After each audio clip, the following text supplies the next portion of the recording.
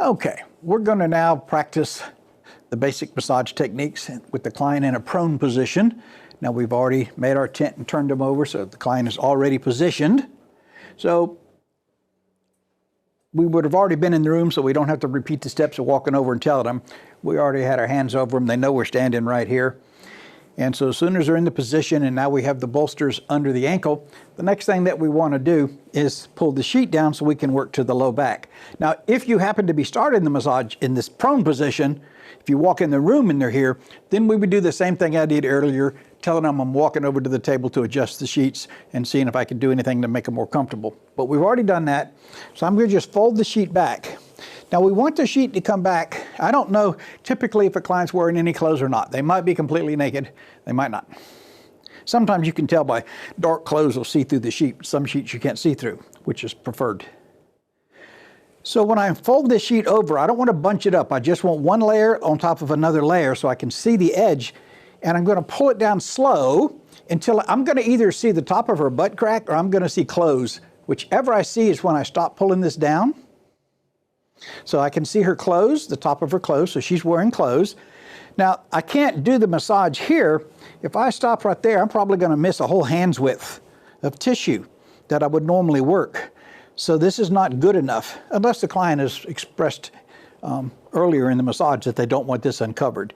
But we have permission to do this, and I've already asked her earlier if she would be okay with me pulling her clothes down to expose the part of the low back that we normally work on, and she said yes. So as soon as I saw I had clothes, what I do is I'm going to take and pull it up a little bit and say, Sarah, I'm just going to tuck this under and pull it down a little bit, okay? So she's just giving me permission again. So I'm going to tuck it under her clothes, and I want to pull her clothes down. She's already loosened them for me. I don't want to expose the butt crack, but I want to pull them down till I get to it. There we go. So you can't see her butt crack, but it's right at the top of it, okay? So I need to pull this side down a little bit more. That means earlier it was up to here. But now I can actually place almost a whole hand here over the bone called the sacrum. So this is a pretty good position to do it in. And you can see these muscles on the back, the amount of muscles here and here. That's our main focus when we're working on the back for now. These are called the erector spinae or erector spinae muscles. And they run from the hip up to the head, all the way down on both sides. In the middle, you can see a little dip or furrow or valley, whatever you want to call it. That's dead center in your client's body. If I press straight in there, I would feel a bone sticking up. That's called the spinous process of your vertebrae. So it's easy to feel here. We never want to work directly down on that bony part. We usually want to work on the side. It's about a finger's width. So my finger's covering it so you can see where the amount of muscle on this side and on that side. I'll do it from this side. You can see that here is muscle, and on this side, that's muscle. So over here and over here are where the erectors are, and most of our strokes are going to be focused there. Matter of fact, in your outline, they're called erector spinae glide. That means you're gliding on these muscles. They can be short strokes. They can be long strokes. They can be in between. They can be performed with finger pads. They can be performed with the whole hand, the palm. They can be performed just with the heel.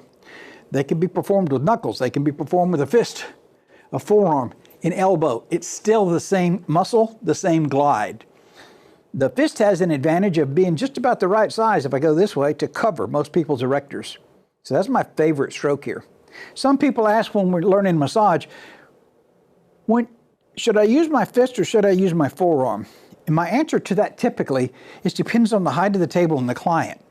If they're pretty high, then I can't get a good, if I have to bend my elbow and do this, that would be bad on me. I couldn't use a fist, so I'd use a forearm. But if it's low enough for me to straighten my arm out, put my hand here, I'd use a fist. So I'm going to demonstrate fist and forearm gliding and palm gliding, but the focus is all on the same muscle here. Okay? So the first several things I'm going to do when I got my patient in this prone position is I'm going to work on the sides of the neck, the back of the neck, and underneath the skull. Then I'm going to go up on the skull, about 2 fingers below the bottom of the base of the skull. There's a raised area called the superior nuchal line, and dead in the middle of it is something called the external occipital protuberance. You should be able to find that on yourself. Hopefully we've already learned this in our first couple of days of school. If you put your hand in the back of your head and press in and go down, you should feel a little ridge right there. So dead center, that's the external occipital protuberance. And going out to either side of it, you should be able to feel a ridge. And it goes toward this mastoid process, this bump below your ear. So we're going to focus our strokes under the skull first, and then on this ridge. So under the skull, remember the skull is the occipital bone. So under the skull is, under the occipital bone is the suboccipital region, which means under the skull. So we're going to do suboccipital circular friction, and with our fingers in the same place, then we're going to do traction, pulling the head away from the body. Then we're going to do some scalp massage. Then we're going to do two different types of petrissage, one using our fingers and thumb, and one using our fingers and no thumb. So those are two basic types of petrissage. And on the neck, I'm going to demonstrate using a thumb. And on this muscle here called the upper trapezius, I'm not going to use thumbs. So if you can see this, my fingers are on the front. This muscle has a front, which is where my fingers are, on my right hand. It has a back, which is where these fingers are. And can you see the tissues in between my fingers? It has a top. So when I go to grab this muscle, fingers are going to be on one side, and the heel of my hand is going to be back here. So if I actually squeeze with all the fingers, that's what I'm trying to do. But I'm not going to use the fingers of this hand. I'm going to use here on this hand when I get to that, okay? So we're going to use, that's called petrissage. Anytime we grasp tissue and lift it up away from the bone, pull it, tug it, twist it, bend it, that's called petrissage. It's the two most common examples of other things we do in our everyday lives that are like petrissage is milking a cow. So if you were raised on a ranch or a farm and you grew up milking cows, you know there's two motions involved. First is squeezing and then pulling. It takes both to get milk out. It's the same with petrissage. We squeeze and then we pull. We don't let go when we pull or it won't be effective. All right, so no matter what kind of petrissage we're doing, it's that concept, squeeze and then pull or tug or lift. All right, so on the back of the neck, the one I'm going to use, I'm going to place the web space of my hand on the back of her neck, my thumb on one side and two fingers on the other side. When I get to that, we'll demonstrate. I'm just describing it right now. And then I'm going to work this muscle here. All of this, all these strokes that I'm going to be, the circular friction, the petrissage, distraction, these first 10 or 12 strokes, I don't need lubricant. So I will not apply any lubricant. Now, after I've finished all of those, then I'm going to apply lubricant. Right? So I have my lotion bottle handy, and I know my work's going to be done finishing up with my right hand, so I have this over here on my left side so I can pump lotion when I get ready to put it in. When you're applying lotion to the client, there's a couple of concepts I want to make sure you understand. One, we want to cover the areas that we're going to massage. So definitely the erectors, and maybe even a little bit all the way down to the side, and all the way up to the top of this muscle called the trapezius here, and the back of the neck, and the sides of the neck. So when you're applying lubricant, you don't want to take your hands off the client to get your lotion. It's a nice, smoother, better feel if one hand stays in contact with the client while you get the lotion out. Now there's options to that. If I'm doing this with this hand, I should be able to pump my lotion bottle, my thumb, curl my fingers under the tip, and punch to get lotion in this hand. So I could then continue with this while I put this hand on her back. And typically before I touch them with the lotion, I'm going to take the back of my hand and do a glide. Then I'm going to turn it over and apply my lubricant. Now, once I've started applying lubricant, I can let go with this hand, and now this hand can come up and help me apply lubricant. So that's one concept. Don't break contact. The second one is, don't let the client think you're just spreading lotion. Make them think you're giving them a massage as you're applying the lubricant. So when I'm putting lotion on, I don't just do this. You see, she's not moving. That doesn't feel like she's getting a massage, I assure you. So when I'm putting the lubricant on, I want her body to move. I want her tissues to move. So I'm going to apply firm enough so if I'm going this way, her body's going to move. If I'm going this way, tissues are going to move. I'm going to make her rock. So when I'm applying lubricant, even though I don't have any, this is the same way I apply lubricant. I can twist back and forth like this. But again, don't do this. If you can see the difference, her tissues aren't moving much. They would know I'm just spreading lubricant. But if I apply pressure down and squeeze the tissues as I do this, you see the tissues in her back moving? So if I do this while I'm applying lotion, it feels like I'm giving a massage. So that's what you want to look for when I actually get to that part of applying the lotion down her back.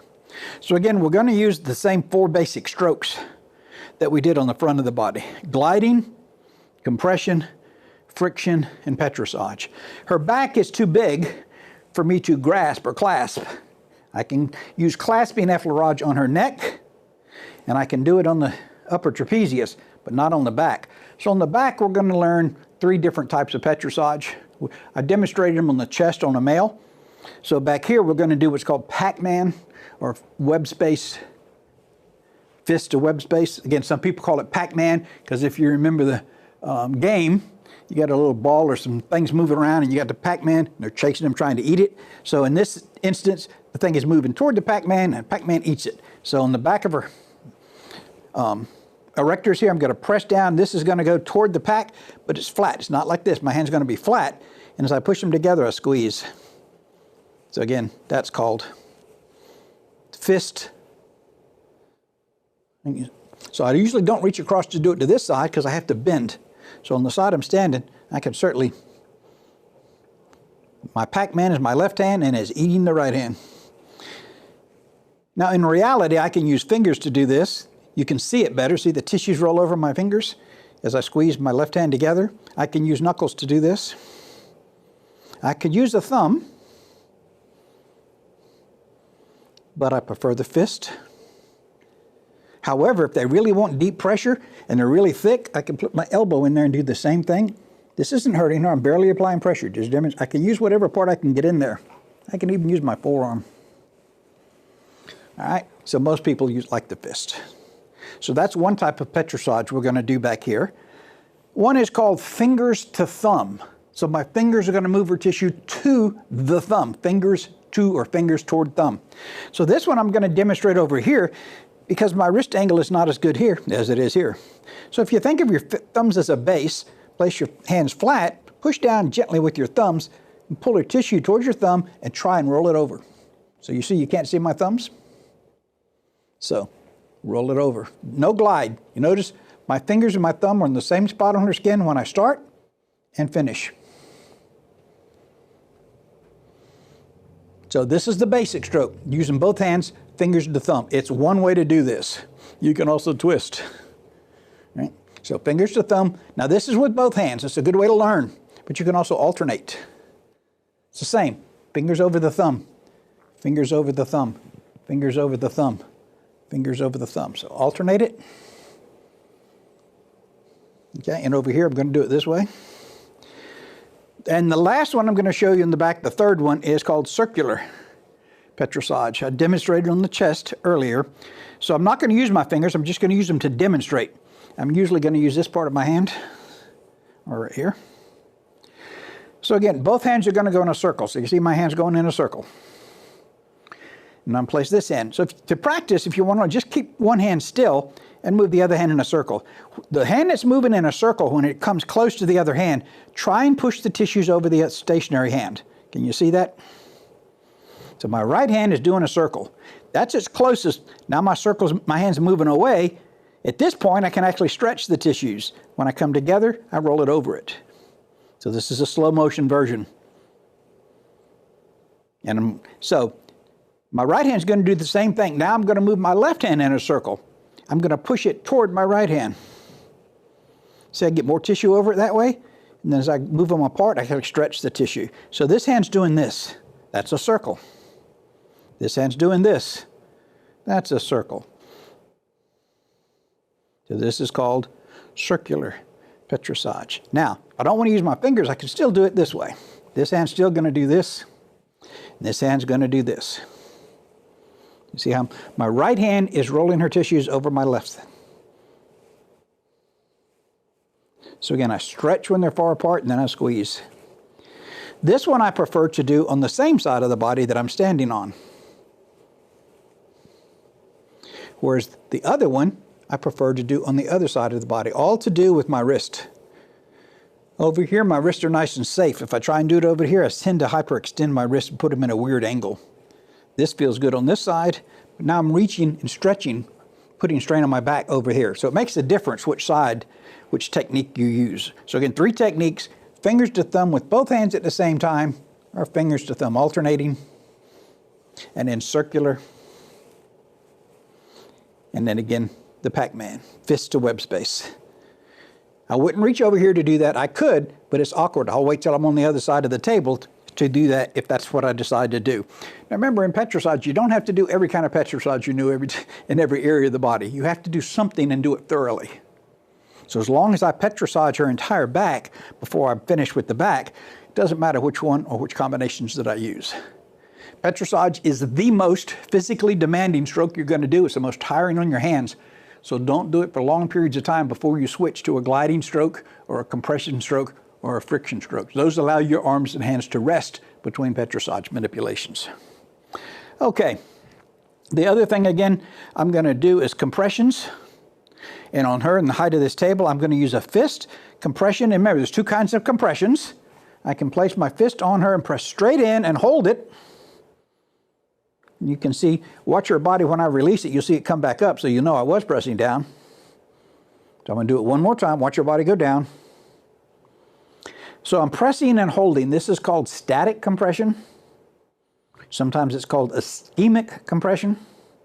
Direct pressure, all this means the same thing, press and hold. That's one type of compression. It's not what I normally do. That type of compression is if you find an area that's really hard and tense and knotted up, that's a good time to use the static compression. If you can't apply enough pressure with your fist, use your elbow.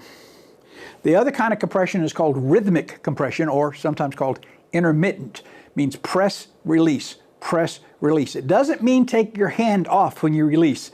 If you're pressing in until their tissues stop you and then relax, their tissues will push you out. So I don't ever break contact. So again, here I showed you static compression, so I'm going to go to the same area and demonstrate rhythmic. Roughly 1 second in and 1 second out at the maximum to do this. So I'm just going to press in, press, release, press, release, press, release. This is called rhythmic compression or intermittent compression. So again, we can focus on the main muscles or the erectors. Now everybody doesn't need it the whole length. So for your training purposes, at one point or another I'm going to work on the erectors here between your shoulder blades, between the scapulas. And then another time, I'm going to focus down here in the low back area. This is an area where it's very effective. The low back, called the lumbar region. So that needs a lot of attention on many, many, many clients. All right, so that was rhythmic compression. Friction, there's several different kinds of friction strokes. We're not going to demonstrate one that's called superficial warming friction today. The name should give you a clue. It's superficial, very light pressure. What we're going to demonstrate is broad, deep friction.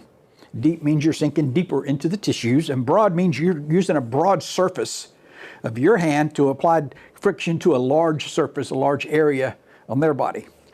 We're not going to practice deep specific friction, which is using a smaller surface area like a thumb or a knuckle on a small area and staying in that area for a long period of time. We are not going to do that. We're going to use broad, either palm of the hand, heel of the hand, or fist, or sometimes forearm, which is a pretty big area to do our 3 or 4 circular friction strokes, or however many that we're going to do it. So I can demonstrate palm of the hand, again, the same area. Now I'm going to move to here.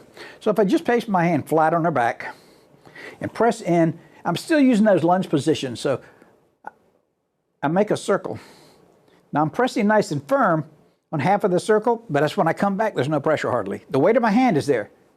So this is a slow, this is a moderate, this is a faster version. It's all the same thing. I don't glide over her skin. That's friction. I can do the same thing with a fist. That's circular friction. Friction can sometimes be applied in a longitudinal or width fiber. So I call it width fiber because these muscles called the erector spinae muscles, they run this way. Their fiber length, the connective tissue fiber strands, the collagen, and the muscle fibers run this way mostly. The muscles all run this way. So if my stroke goes in the same direction as the muscle fiber like this, it's called longitudinal friction. Since the fibers run head to toe, if my friction stroke runs head to toe, it doesn't matter if I'm facing that way or facing this way. I'm still going head to toe. That's with fibers on those particular muscles. Now, if I turn to a 90-degree angle, remember the erector fibers run this way. So if I go at a 90-degree angle, going across them, I'm going to actually put the heel of my hand dead in the middle of this, not over here, and go this way. I'm going across the muscle fibers. So this is either called cross fiber or transverse fiber friction. And again, I could do circular friction. That's pretty self-explanatory. You notice in friction, my hand does not move on her skin. Where I placed it, it stays there. Circular friction, it just moves her tissues in a circle. Cross fiber, I'm pushing down firm enough to move the tissues under the skin and fat, the muscles. And then with fiber, I'm not going to do it this way if I was working in the low back because my fingers would fall onto the buttocks. So I'm going to use this hand if I'm doing with fiber in the low back. Okay, fist, it would be the same. So with fiber, cross fiber, or circular. It can be done anywhere on the body. So in the back, we usually focus on these muscles called the erector spinae muscles. Okay, so we've demonstrated petrissage, friction, and compression. When we finish up here, I'm going to then apply lubricant, and I'm going to demonstrate several different methods of gliding down the back. But I'm going to go ahead and get started with the actual massage. Again, we're assuming that we just turned him over, we tucked it in, and I said, is there anything I need to do to make you more comfortable? No. Okay, so she's comfortable, so I'm going to start the massage. Now I'm going to roll this stool up in front and sit on it to start the massage, Sarah. And to start with, I'm just going to place my hands on your back and let them rest there for a few seconds. So you move nice and slow. They can actually tell how fast you're moving.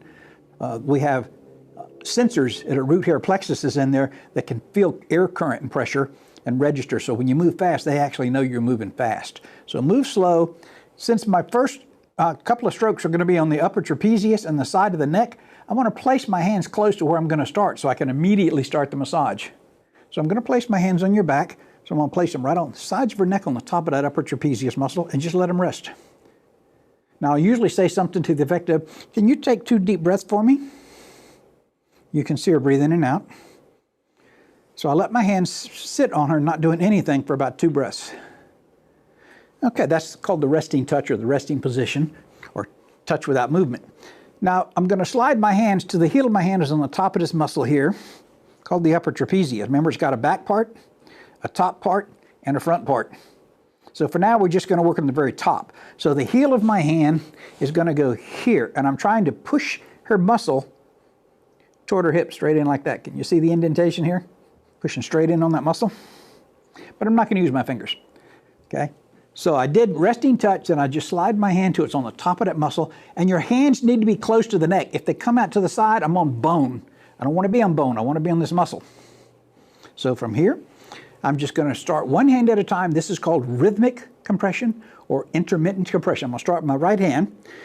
Now, where you could see my posture, if I was standing, I would be in a lunge position. This is a seated lunge position. 1 foot's forward, 1 foot's back. So I can actually use my body and turning in my back foot to apply my pressure. So I'm going to press with my right hand by just using my back foot and turning my body to the right. Press. Now I go to the left.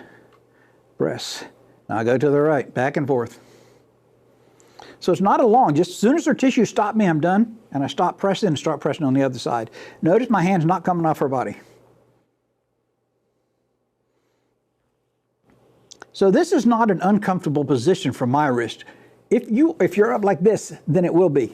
So sometimes you can just drop your elbows and fix it. If not, you can do the same movement with your soft fist. Now, not a tight fist like you're in a fight.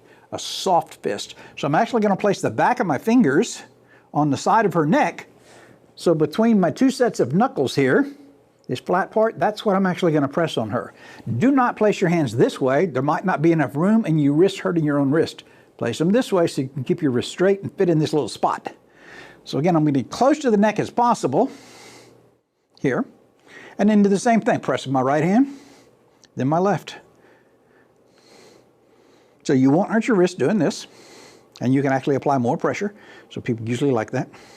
And this is rhythmic or intermittent compression, and the muscle's the upper trapezius. So this is rhythmic or intermittent compression to the upper trapezius. So do usually 3 or 4 strokes with each hand. Do more when you're learning. Now you see how the position of my hand? So now that's all I have to do to be on the side of her neck. So here, remember where the top of the shoulder and the side of the neck come together, here and here. That makes an angle. So this, where they come together, this is called the angle of the neck.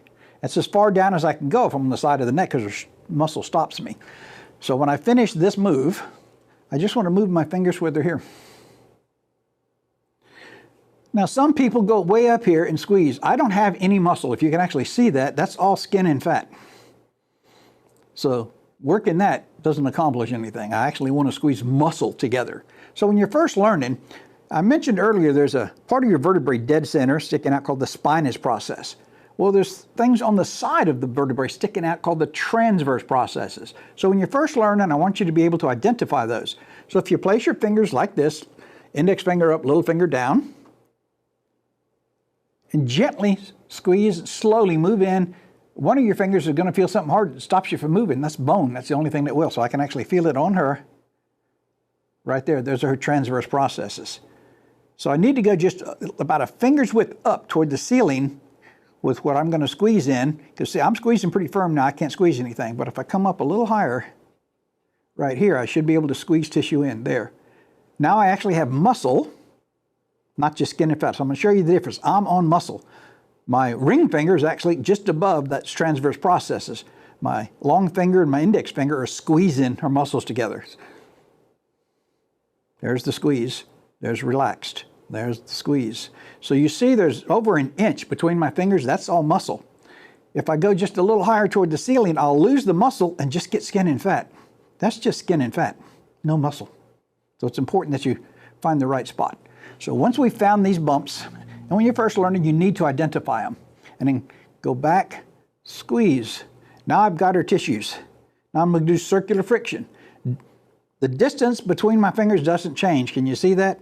That if you measure the distance between my fingers, it doesn't change when I'm doing my circles. Then I relax and come back out here. So if I didn't move, I could squeeze the same spot. So the smaller you make the circles, the more effective. If your fingers change like this, you're doing it wrong. Because see, when I come, that's skin and fat. This is nothing. Skin and fat. Nothing. So if you're making big circles, you're not really being as effective on these muscles behind the neck. But if you squeeze the tissue and keep it, I don't lose the tissue. Okay? So that's the first spot. I'm going to do it in, let's say 3 spots, 4, it doesn't matter. That's my first spot. Once I release my pressure, I come up about a finger's width, press again. Again, I know I can feel muscle, so little circles. Relax, move up again. I feel I got muscle, not just skin and fat. So there's 3 different spots on the side of the neck, and now my fingers are right under her skull. That's where I'm going to stop.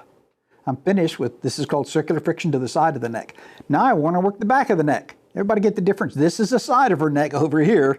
This is the back of her neck. So the first time we did circular friction on the side of the neck, now I'm going to do the same thing back here. You can use fingers, you can use thumbs, you can use knuckles. For me, working the side of the neck and the upper trapezius sitting on a stool is quite comfortable for me and effective. When I go to the back of the neck, now I feel my neck and shoulders tighten up if I try and push down. So when I finish here on the side, doing circular friction, I'll usually stand up. So now I can press down, and I'm going to use my thumb first, straight down. I'm going to find that bump in the middle, go about a thumb's width to the side, press down, and do little circles again. Again, circular friction, now I'm on the back of the neck. Release the pressure, move up a little, press down, do it again.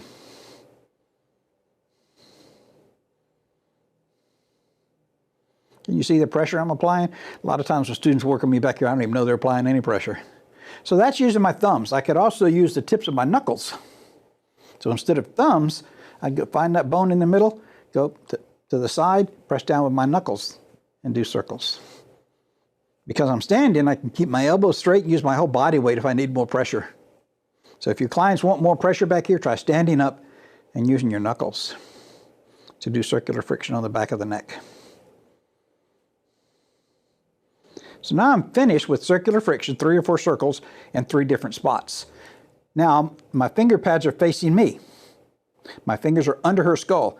Now you should be able to tell when you press down, I'm on the back of her skull. See how my fingers are facing the floor, my finger pads? I'm not under the skull, I'm on the back of it. I want to be under it, so I got to come under the hairline here. You see how my fingers face me? I typically will sit back down to do this. So make sure your fingers can actually go under the skull and pull up on the bottom of the skull. It's called the occipital bone. And since I'm under it, this is called the suboccipital region. I can keep my fingers together or I can spread them apart a little, doesn't matter. But your finger pads must face you. See if my finger pads are facing toward me? Now with that position, I can do circular friction. Small little circles under their skull. Suboccipital friction, circular friction. From this position, if you already did the massage on the front of the body, we did the same thing. We did circular friction here. Then we did a traction. We tried to pull the head away from the body. It's harder to do face down because we tend to push their face into the face cradles. So try and lift up a little as you pull towards you and stretch the neck. So you should actually be able to see the neck stretch a little bit, and hold this for about 10 seconds.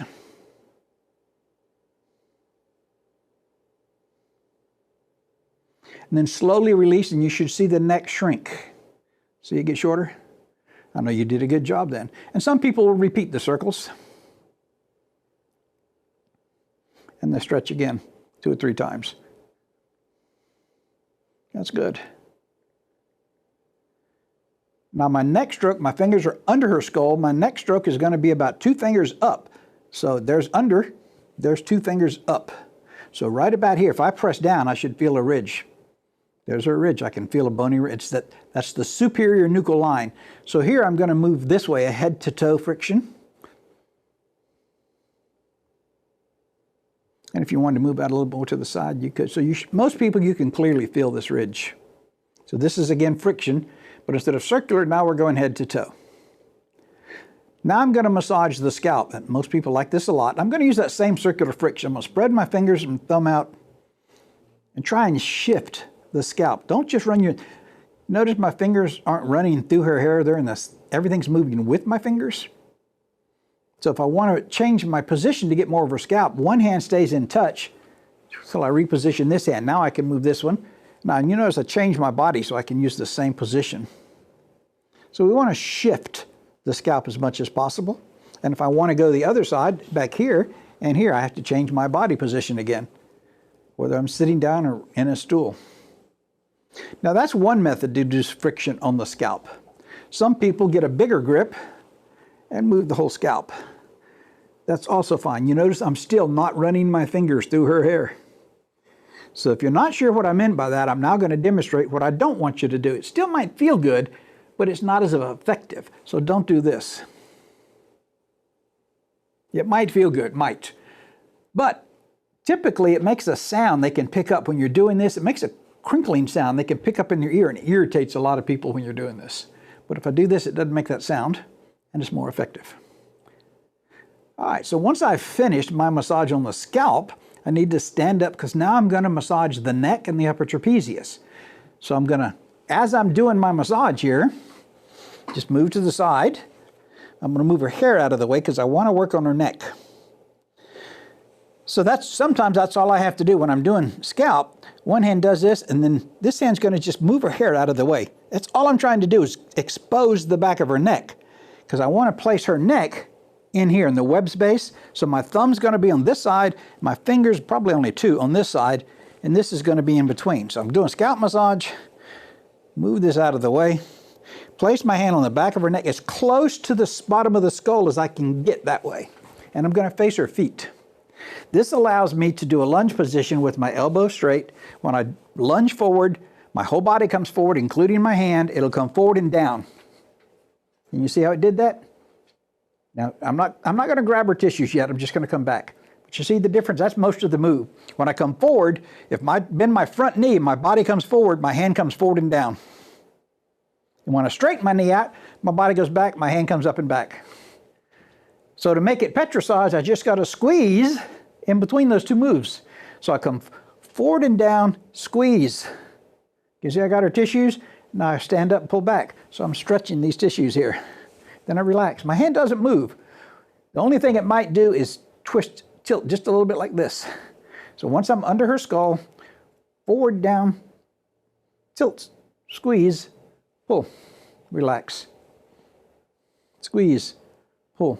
So most of my petrissage moves are forward and down, squeeze, and pull. Don't stop squeezing before you pull. Once you've pulled, hold it about a second or half a second, you're done. Just relax. Your hand should not move in this position. Where I originally placed it, every time I relax, it's still there. This is one-handed petrissage with thumb. So I'm using my left thumb and my fingers to squeeze her tissue. Now, once you can do this, I want you to practice using your other hand. So all you have to do, without letting go, turn and face them, put the other hand on top of the shoulder. Can you see one hand's closest to the shoulder and one hand's closest to the skull? So the hand that was on the skull, once this hand is in place, it comes off. Now I face this direction. Same thing. Forward and down, squeeze. Forward and down, squeeze. Lift and pull. Relax. So by the way, this table is quite a bit higher than I'm used to using. I didn't bother to change it this time, but I can still do this very well, even though it's not my ideal height.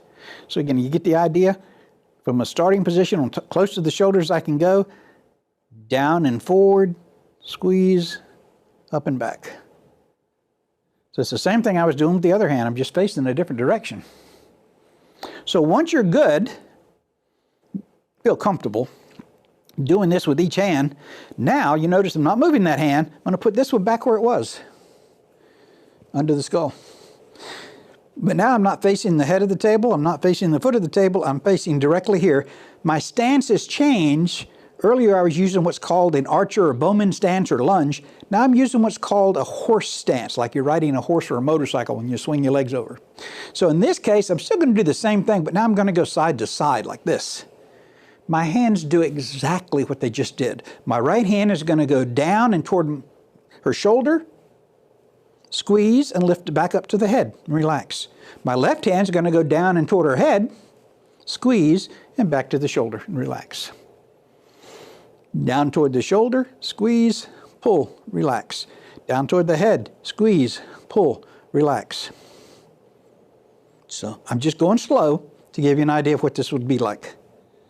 So when I'm doing it, I actually go side to side. When my right hand goes down, squeeze, pull, and as I relax, I go back to the other side, then down, squeeze, pull, and as I relax, I go back this way.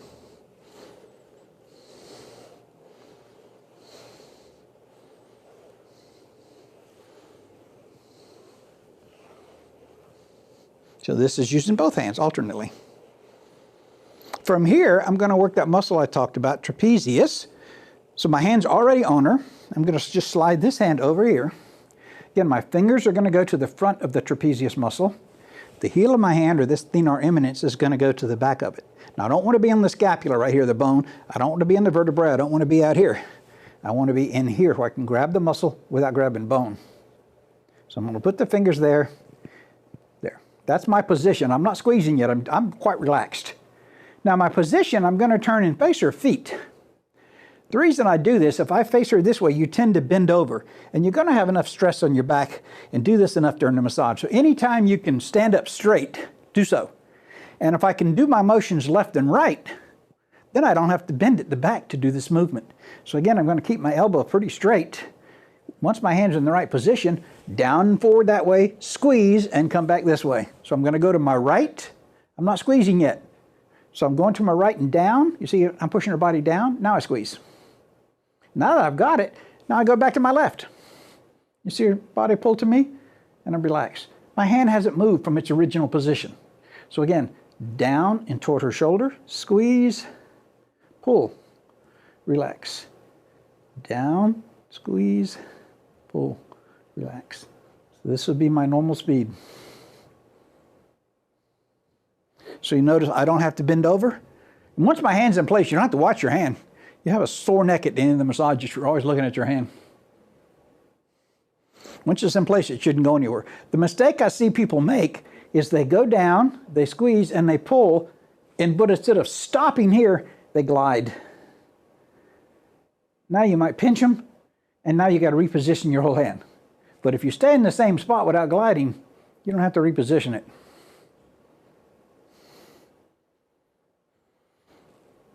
Okay? Now, I could switch sides and do this same petrissage over here, and I typically will, but for now we're just going to work. That's the only thing I'm going to work on this side of the body for a minute. There's one or two other things I'm going to do on that side, but for now, the next several things I do require lubricant. So we're going to put some lubricant in my left hand. And I'm just going to put the back of my hand to get her used to my touch going down her back. And as I turned it over, now I can apply lubricant. So I can go in circles. Notice how her body moves. I can go back and forth. You see the tissues moving now? I'm just spreading lubricant, but I don't want hair to know that. I'm done. I got all the lubricant that I need on her. So I can go to the head of the table, place both hands flat on her back. And as I start to glide, I'm standing above the headrest here. When I start my glide, I'm either going to go to here or to here so I can reach her low back.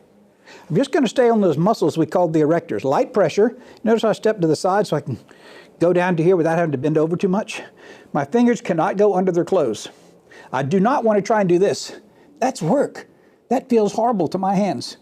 So this is designed to be an assessment stroke, a feel good, not pressure. So it's over the erector, straight down. And then the simple version is straight back up. No pressure or very little pressure coming back. See, when I go this way, you can see her skin, see the dents I'm making in her skin and fascia? That's very light pressure, but it is some pressure. Now you notice you don't see that dent when I come back? That's because I'm not applying pressure. I'm just keeping my hands barely in contact. So do a couple of strokes just straight down. This is not designed to be a heavy pressure stroke. And straight up.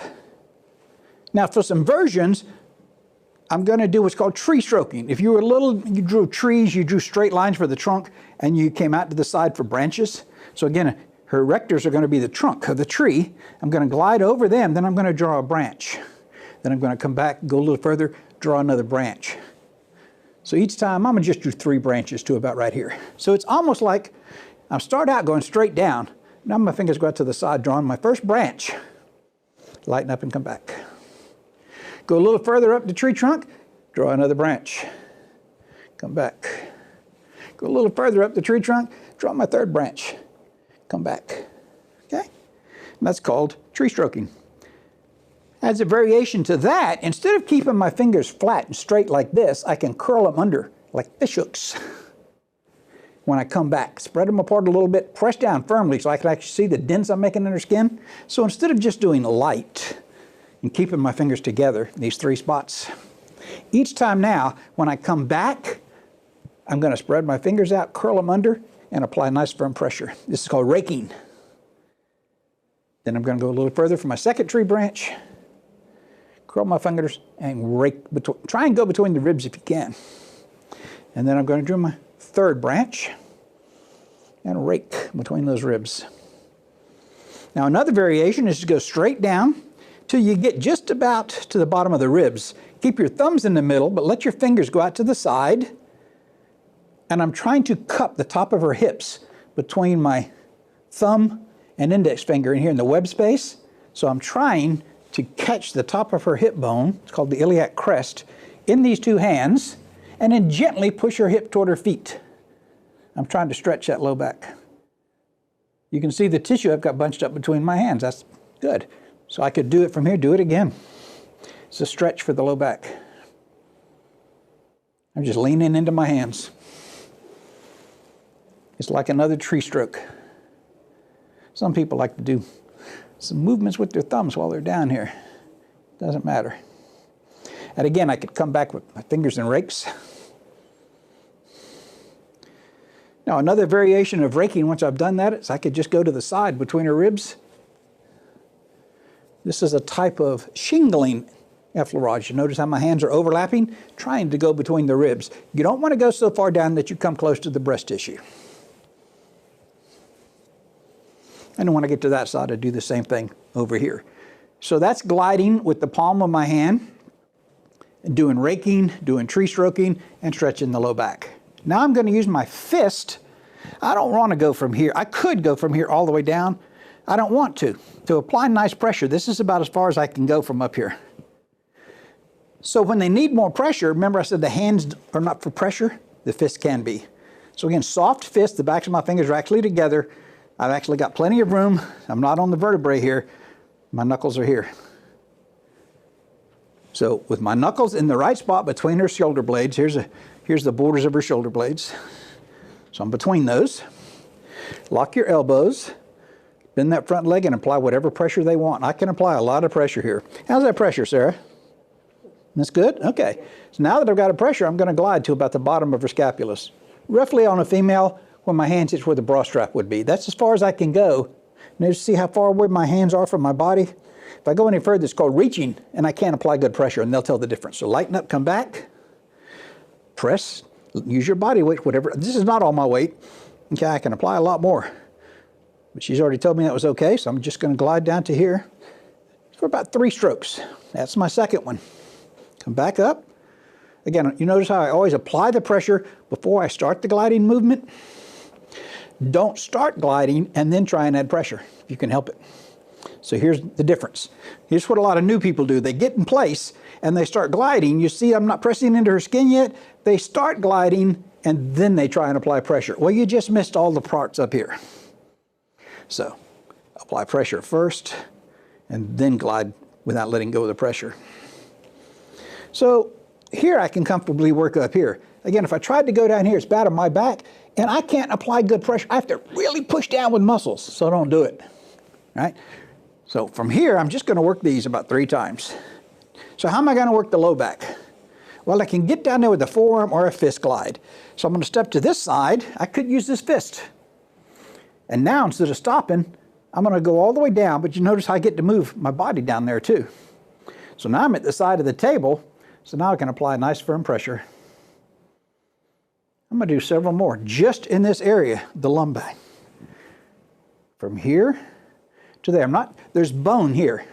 Don't put your knuckles on the bones. That doesn't feel good. Stop before, right here. I don't know if you can tell the difference. See how I can't press it very far because that's bone? That's muscle. So I go right to here. And there's a slight curve to my, because everybody's lumbar curve is supposed to slightly dip in. So several strokes right here, 3 or 4 strokes, just in the lumbar. It's just gliding with my fist. Now from here, I'm going to keep my hand in contact with her. Just turn around. Before this hand moves, I'm going to put my left hand back here. Now I'm going to do some more of those glides. Just between the hips and the ribs, short glides. Because I can apply nice firm pressure. Again, I'm using my lunge. My body goes forward. My hand has to go with it. You notice no pressure when I come back, because when I come out of the lunge, when my body comes back, my arm and shoulder come up and back, so I can't apply pressure. I mean, I could if I wanted to. God, I'd never be able to finish a massage. So pressure on the forward stroke, nothing on the back stroke. Pressure on the forward stroke, nothing on the back stroke. So do several, 3 or 4. Gliding with your fist in here. Now, if the table was higher and your fist was up here, raising your shoulder and elbow, then you could use your forearm. So in your outline, I have forearm glides over the erectors. So I can glide from here to there, and I can glide from here to there using a forearm. When you're using forearms, don't use the distal half, the half closest to the wrist. Use the half closest to the elbow here. This is soft. Feels better to the client. And when you lean your body weight in, your body weight comes down your shoulder straight to here. So you can actually use body weight to apply pressure here. If I try and press out there, to do that, I have to use these muscles called the triceps. So your elbow, if I'm going to work here, the erectors, my elbow has to be in the side. If I wanted to work the tissues out here, then this elbow would have to be out here. So your elbow has to be close to the region you're working. So if I'm working out here, that arm facing this direction. If I'm working the erectors here, so there's some fancy strokes we can do getting there, but just for basics, just put your arm here. Don't tip your elbow into the bone. Typically, if your forearm has 2 bones in it and act as levers. If this end goes down, this end goes up. It has to. It's connected. It's the same as with this pen. If I press this end down, that end has to go up. If I press this end down, that end has to go up. Your forearm's the same. So if your wrist is lower than your elbow's not going to hit the vertebrae. If you raise your wrist up like this, it will. All right, so I'm going to start up here, get my pressure first, and start gliding. Notice my hands relaxed, if you can see it. And then notice I just took a step forward so I don't have to reach. And I may even put my hand on the table to support my back and take another step.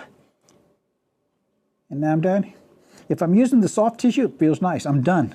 So I could just lighten up, don't break contact coming back up, and do it again. Another mistake I see people do is they want to put their free non-working hand on their wrist Don't. So I'm going to demonstrate. I see a lot of people want to do this. They think it applies more pressure. What it does, remember, if this end goes down, that end comes up. So if you press down here, you're actually taking weight off. So you don't need it. It risks hurting your own wrist, so don't do it. You can put it on the table, you can put it in the back, I don't care what you do with it. Just don't press on your wrist. Now, what if I wanted to do the strokes? You notice I haven't broke, I just stood up, turn around. This hand's still on them. Now I can go up, sink in to get my pressure first, and then glide up. As high as you want to go, you can stop at the scapular border, inferior angle. Can you see the pressure? Tissue's moving forward on my arm. Sometimes when you get to here, you have to lighten up a little, or you just shove the scapula forward. So as you come up, this end might have to lift up just a little so I can get over there. Now I can reapply my pressure. I can stop anytime I want, or I can go all the way to here. Just lighten up, come back, sink in, do it again. Again, if I have a high table, I'll typically do this. If my table is low, I don't do this. I just use fist. All right? So the key is elbow needs to be in the middle.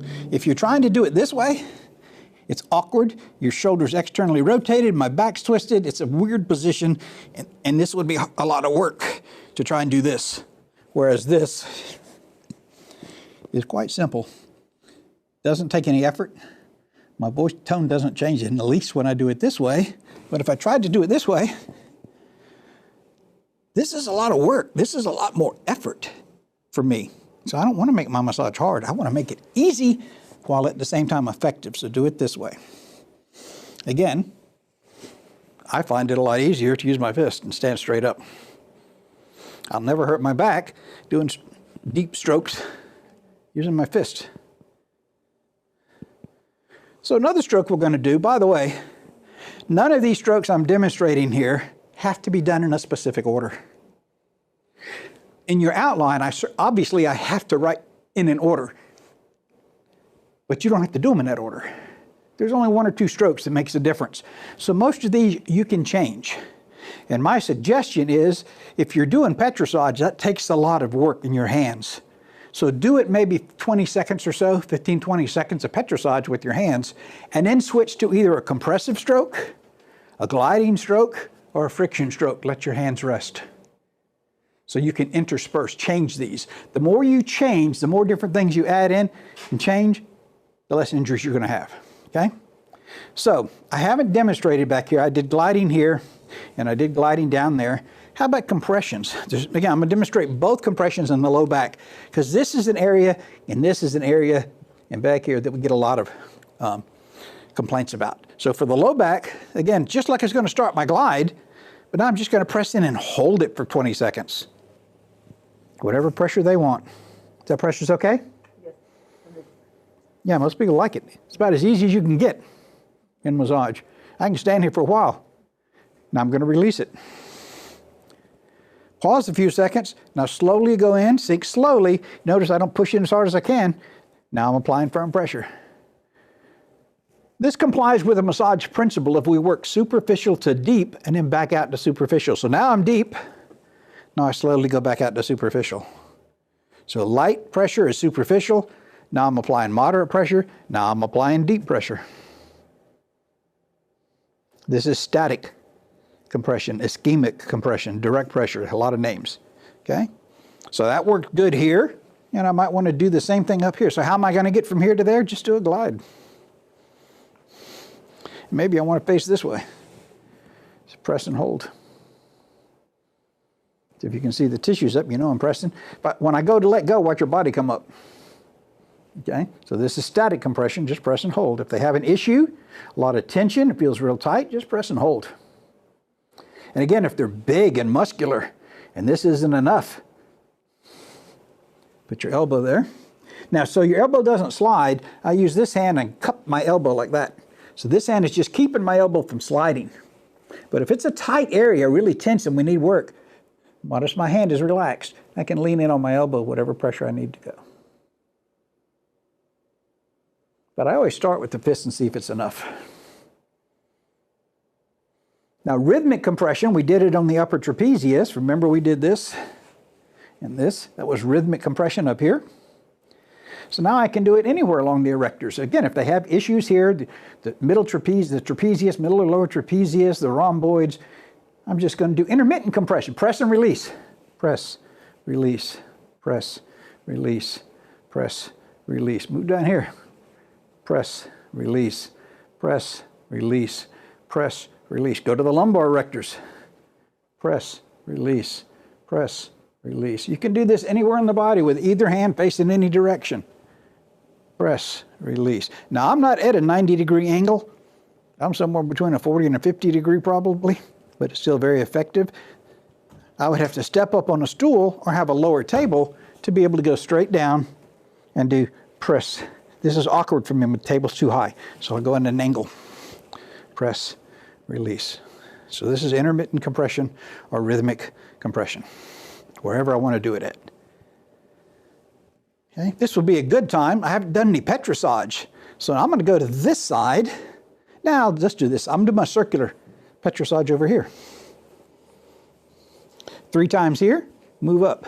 1, 2, 3, move up. 1, 2, 3, move up. 1, 2, 3. I could go to the other side, but I don't like to. I'm going to stay over here, okay? Or I could have done, if I wanted to, this one. 3, move up. 1, 2, 3, move up. 1, 2, 3, move up. And again, I could go from this direction, or I could have done it this way. It's the same. Now, some people do this. They keep the fist still when they get to a spot and move this.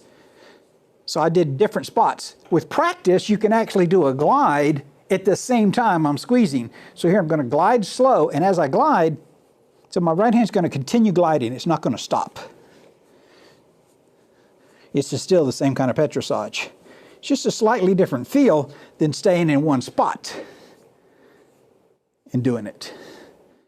So some people really like the gliding combined, okay?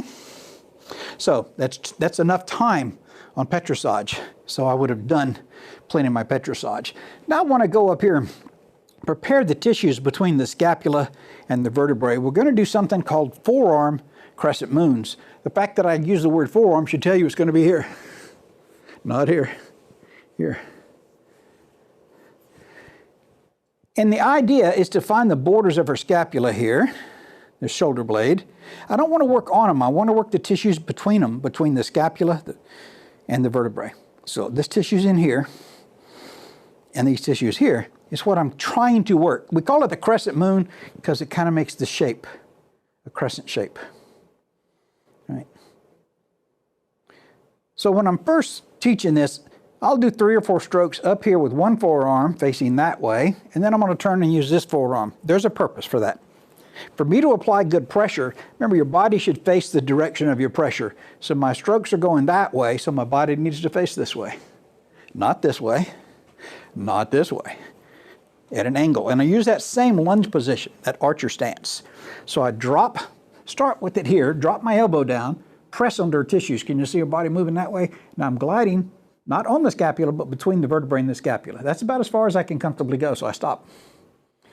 Lighten up. You can apply pressure, but I'm going to lighten up, come back down, close to the neck as I can get, then repeat that stroke. This is the first half of the crescent moon. On my second stroke. This is my third one. So I can use that back leg to really get nice firm pressure. Now to work this side, I'm going to turn and face this way. My elbow should be against her side. Sometimes I'll tell them, even put your elbow on the table, and press against their side, and glide up this way. You notice I'm facing in a different direction now. And I'm not starting here with my forearm, it's more vertical. So I can get the tissues on the side of her body.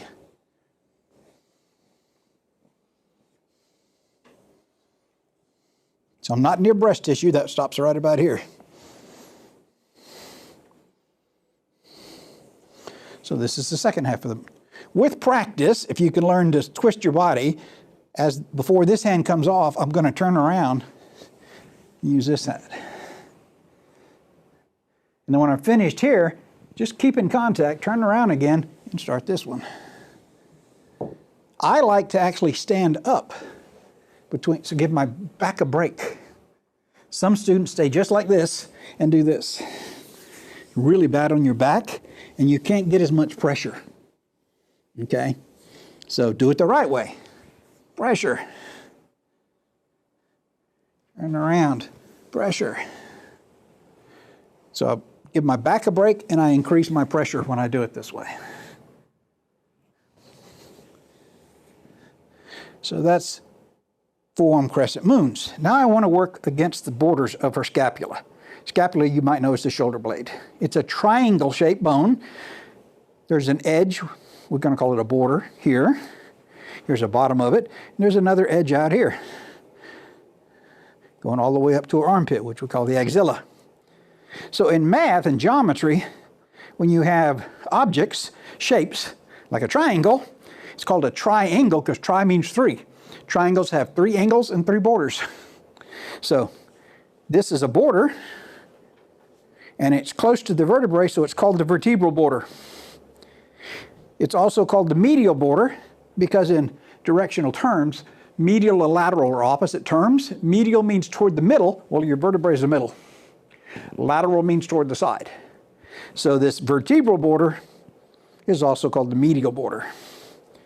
This one out here is called the lateral border because it's more toward the side, but it's also called the axillary border. Axilla means armpit. So here's a border, and they meet where my fingertips are. That's an angle. So this angle down here, that's called the inferior angle. There's 2 more paired terms. Inferior means below, superior means above, or higher is superior, inferior is lower. So where these borders, the lateral and medial borders come together, that's the inferior angle. Where the medial border and the superior border come together, where my fingertips are, that's the superior angle of the scapula. So we want to glide against this border, and we want to glide against this one. Now I want to kind of point out to you, it's a solid object. It's like the table.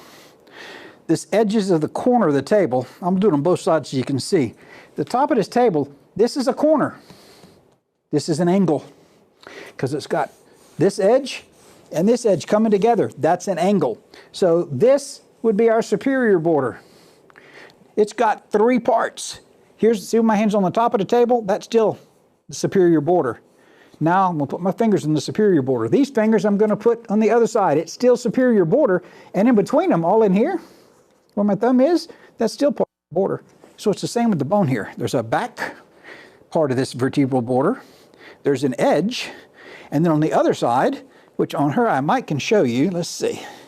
Just relax. I don't need your help. I'm just going to lift your shoulder up a little bit. And as I lift this up, I can put my finger under here. Can you see that? My finger pad facing up? That's still vertebral border. So my fingers on part of the vertebral border, my thumbs, and between my finger and thumb, there's another. All of that's vertebral border. So when we're doing gliding on this border, I can glide on the back of it on everybody. Here and here. I can glide on the edge of that border, both the medial and the lateral border, on pretty much everybody. And on some people, I can get to the other side. She's a good example of being able to get, most people you can't get to the other side. So I want to focus here and here on the borders. Now, to work back here, their hand and arm should stay right where it is. I can use fingers, thumbs, side of my hand, thenar eminence, heel of my hand. So I can glide from here to there, I can glide from there to there. So I'm just focusing, not on the edge, on the back of the border. So I am gliding on that vertebral border, on the back of the vertebral border. Now, if I want to glide on the side of it, you notice how my hand is facing down? If I use my thumb, it did the same. See my thumb pad facing down? That lets me know I'm on the scapular border. Now, if I want to work over here, could you put this hand in the small of your back? I don't do that and just relax and let your elbow drop. No, keep your hand there. There we go. Now, can you see this came up? So now I can actually put my fingers on this side. Earlier, I did gliding here. Now I want to glide here. Notice my finger pads are facing me. I'm just doing this to demonstrate.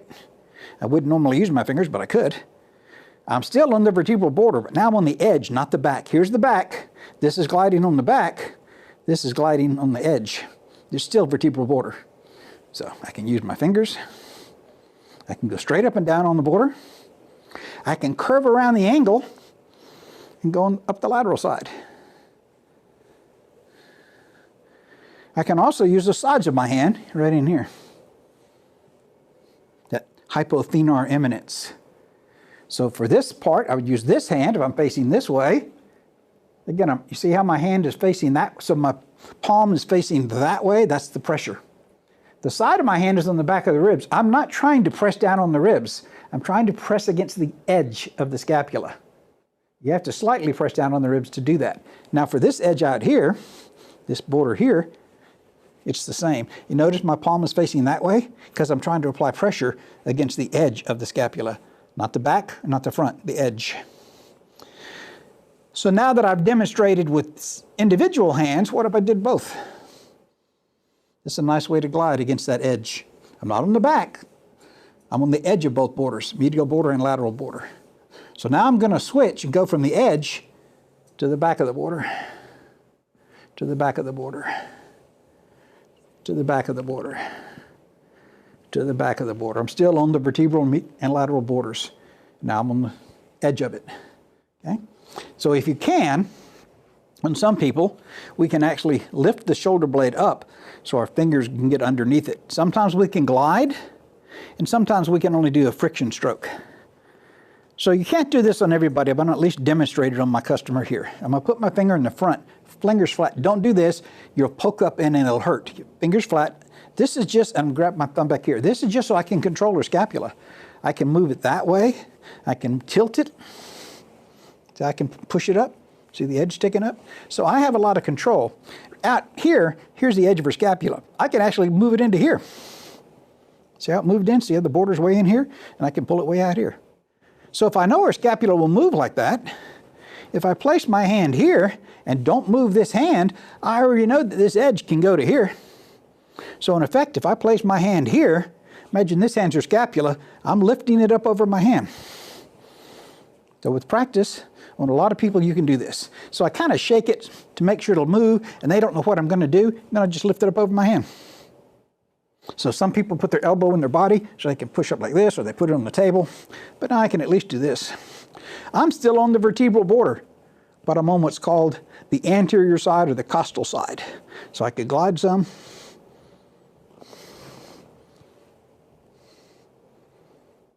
Or I could do friction. Okay? So that's gliding against these borders.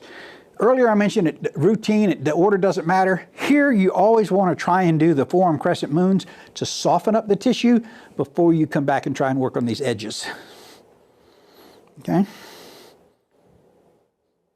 So now that we've done a lot of work here, we can still do some more petrosides, right? Because my hands have kind of rested doing this glide up here. So remember, we can do fingers to thumb.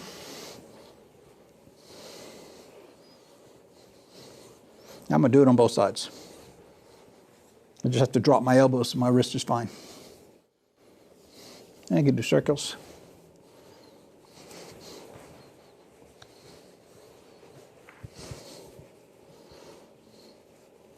And I could do the other one.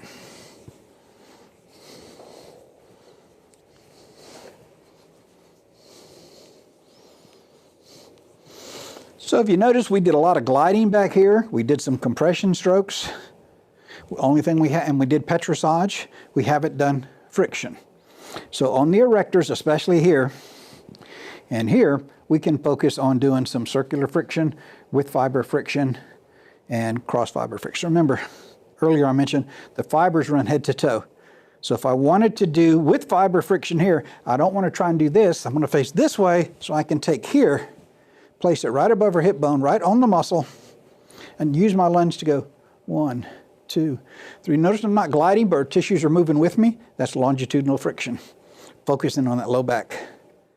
Now if I just turn this way, I'm now doing cross fiber friction. Again, my fingers aren't really doing anything but relaxing.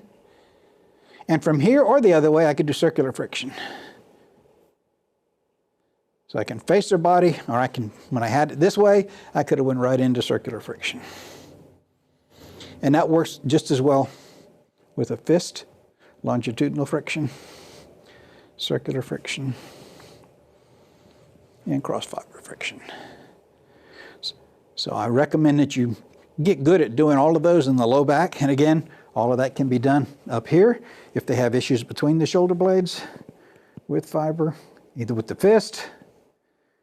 1, 2, 3, move. 1, 2, 3. Or I could use the heel of my hand. 1, 2, 3, either with fiber or circular. So again, once you know how to do the strokes, it's just put them in a different spot on the body. Another place I really like to do circular friction is in the back of the scapula. There's a muscle here called the infraspinatus. It covers the whole back.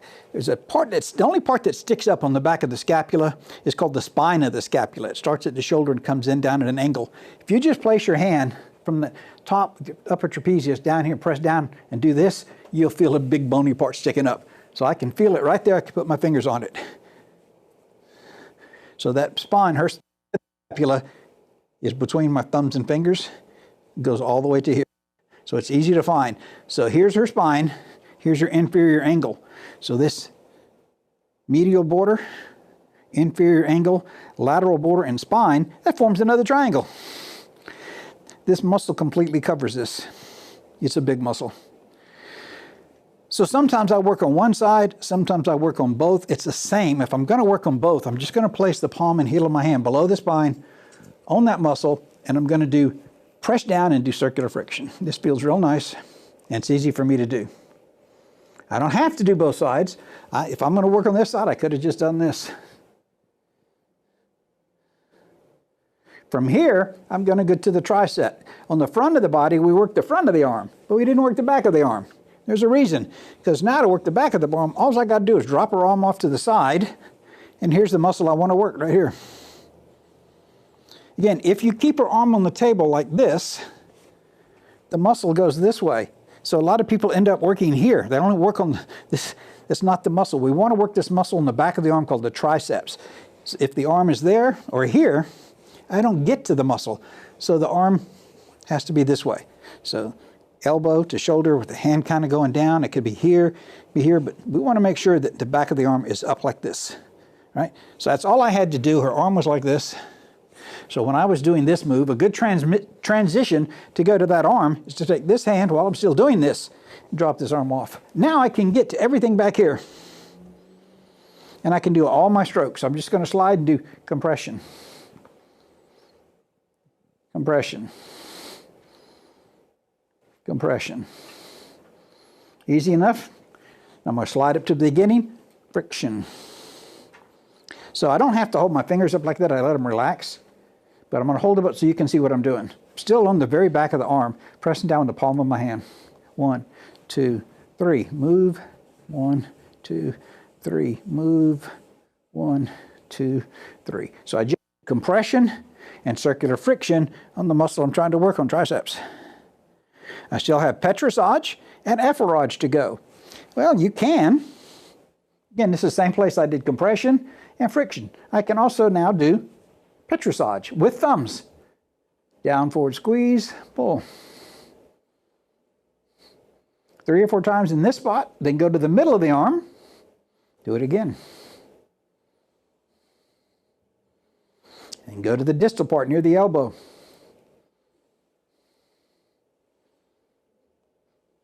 The only thing I haven't done is gliding, but I want to point out to you that I could have moved to this side, and I could have started here with my compressions.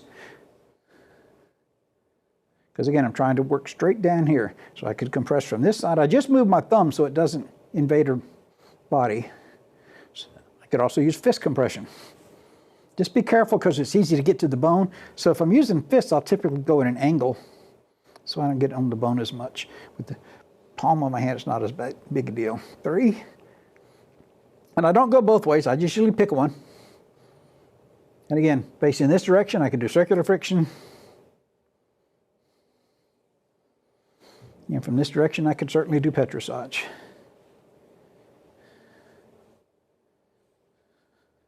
Just like I did on the neck. So the other thing that we haven't done on here is effleurage. And it doesn't matter which way you glide on. So I'm just putting a little lubricant on. I'm done putting lubricant on, so now I can glide from here to the elbow. I can use clasping effleurage. 3 or 4 strokes.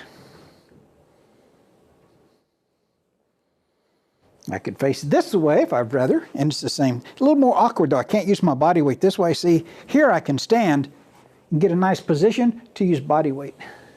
So that's how I would recommend.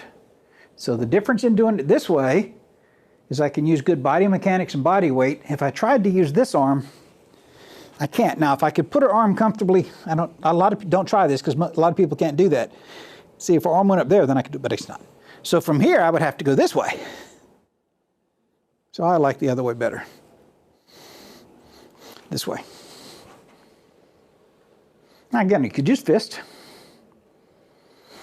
And if it's a bodybuilder with huge triceps, you could use forearm.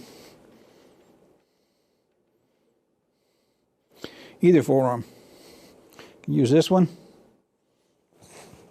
Or you can use this one. Doesn't matter.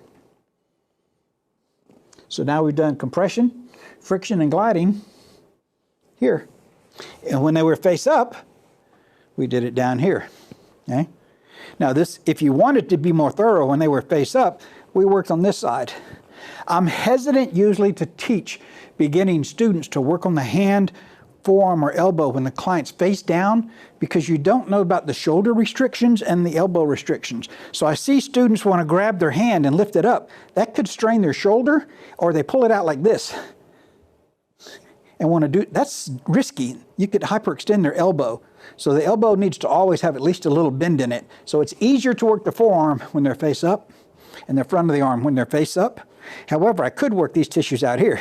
If they can rest on the table like this with a bend in their elbow, if their arm and forearm are on the table, I'm not going to hurt the shoulder, and there's a bend in the elbow. Now I could do compressions on these muscles. So when they were face up, we did them out here. Now I'm doing them in here, the other side. Compression. These are the extensors of the wrist and hand. And friction. Okay.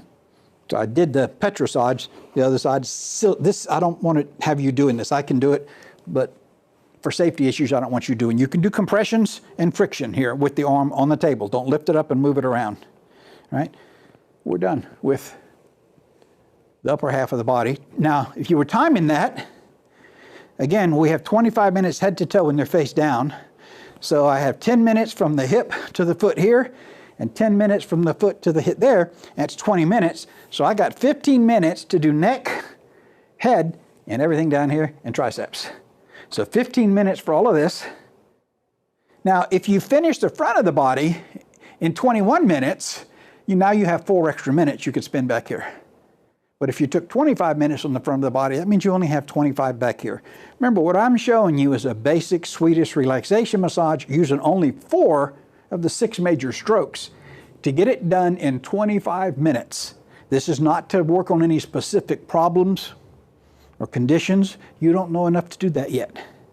Now, if a client asks you, oh, my low back hurts, my neck hurts, my shoulder hurts, my chest, can you spend extra time there? If you're comfortable, yes. But we're not time magicians. If you're going to spend extra time when they're face down in 25 minutes, that means some of that time has to come from somewhere. So maybe they want you to skip the scalp massage. Maybe they want you to skip the tricep massage. Okay? So if that's true, then I can spend a little more time between the shoulder blades, or I can spend a little more time, which is the most common ask, is in the low back. But you got to finish in time, okay? So this would normally be where you would stop and go and do everything I did over here on that side. Okay. Now the one thing I didn't show, there's a bunch actually I haven't shown you, but in your outline I did mention something called the erector spinae push. Remember, these are the erectors, and everything we've done so far went with the fibers, except for the circular and cross fiber friction. Now I want to do an effleuride stroke to push the erectors away from the vertebrae. That means to push it, I have to work on that side of so I find the spinous processes. You can use fingers, sink down into the inside part of the muscle, and here's the outside. Can you see the bulge of it right here? So I'm going to push this edge to that edge is what I'm trying to do. I'm not trying to go way to the side of the body. This is as far as I want to go. So if I was using fingers, I'm pushing. I'll actually feel it slip under my fingers right there. I'm on the edge. That's as far as you need to go. So here's the beginning, here's the end. So you should be able to, there's the vertebrae, go past them, see it bulge up, and I'll actually feel it slip under my fingers right there. That's the outer edge. And then I would go up and do it up here. Now I don't use my fingers. I'm just showing you this because it's easy to visualize. And I can go all the way up. There's their scapula. See how far it is? So I can do that all the way up here. Scapula will stop me from going too far up here. Nothing stops you down there. So I can do this going all the way up, and I usually do. You don't want to miss a spot, so I overlap each previous stroke. Now what I usually use is here. So again, I'm going to do the same thing as if I was doing this, but I'm going to use the heel of my hand. Find the bone, go to the side of it, sink in. Now the reason I curl my fingers under, because when I'm working on women, if I keep my hands like this, when I get up here, my fingers could intrude into breast tissue. So I just flex my fingers. I'm not using them. Press down and glide. I'm using the heel of my hand to push this muscle that way. Come back, go up half a hand's width, press down. I'm still on that side of the vertebrae, and push the muscles out with the heel of your hand. So some students like to use two hands for this. I don't. Because I can turn sideways and do this without having to bend forward and backwards with my back. If I use two hands to do this, I have to bend forward. I have to. So if you use both hands doing this, whether you do them together or alternate, it's the strain on your back. So I do one side at a time just for that reason. There's nothing wrong with using both hands. It's just riskier for you. And it doesn't matter if I use this hand to work the erector spinae push or this one.